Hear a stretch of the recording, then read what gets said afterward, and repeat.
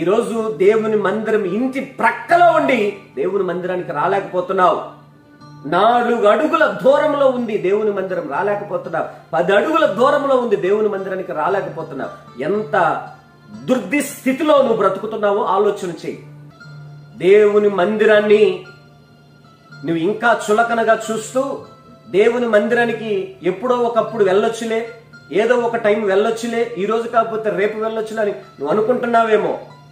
నీ జీవితంలో దేవుని మందిరంలో జరుగుతున్నటువంటి ఆరాధనలు మిస్ చేశావు అనుకో, ఎక్స్పెషల్ గా ఆదివారం జరిగే ఆరాధన నువ్వు మిస్ చేశావనుకో, నీ అంత నీచుడు, నీ అంత అభాగ్యుడు లేడు.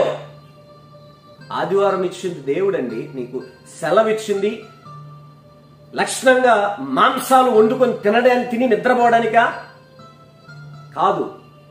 వారం రోజులు నువ్వు కష్టపడి కనీసం ఆదివారం అన్నా దేవుని మందిరానికి వచ్చి, ప్రభువా ఈ వారం రోజులు నేను పని చేసుకోవడానికి శక్తినిచ్చావు, ఈ వారం రోజులు ప్రభు మాకు ఆర్థిక సహాయాన్ని దయచేశావు, ఈ వారం రోజులు మేము చేసిన ప్రయాణాల్లో మాకు తోడుగా ఉన్నావు అని చెప్పి కృతజ్ఞతాస్తుతులు దేవునికి చెల్లిస్తూ ఆయన యొక్క తేజో మహిమ పొందుకోవడానికి దేవుడిచ్చాడు.